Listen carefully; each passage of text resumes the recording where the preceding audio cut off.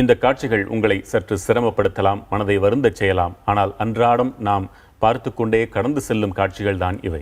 மாற்றுத்திறனாளிகள் பொது இடங்களில் சந்திக்கும் சிரமங்கள் தான் இக்காட்சிகள். பொதுவெளியில் அவர்களின் போக்குவரத்தை அடிப்படை வசதிகளை ஏற்படுத்தி தர வேண்டும் என்று வலியுறுத்தவே இந்த தொகுப்பு.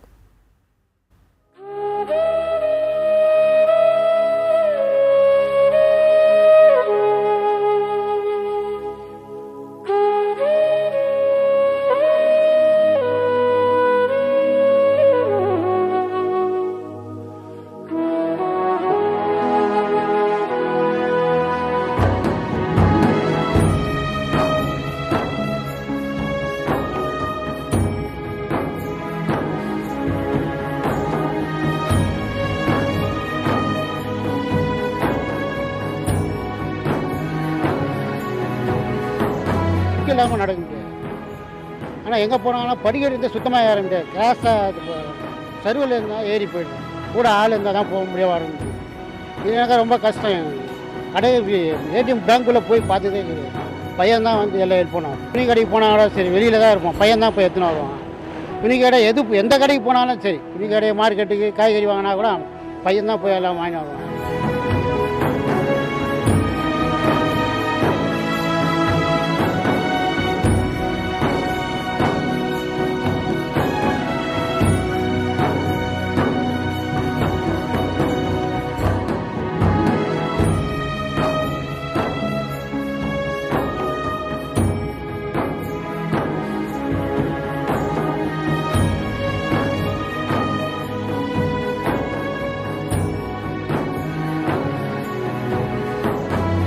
பஸ்ஸில் போவான், ஆனால் ஷாப்பிங் கரெக்டாக நேரத்தில் நிற்காது. நம்ம நிற்கிற நேரத்தில் கொஞ்சம் தூரம் தள்ளி நிற்கும்.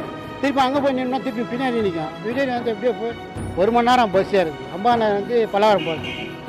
ஆனால் ஏறதுக்கு 1 மணி நேரம், போகிறதுக்கு வேணால் 1/4 மணி நேரம் தான் ஆகும். இங்கே நிற்கிறதுக்கு 1 மணி நேரம் ஆகிடும்.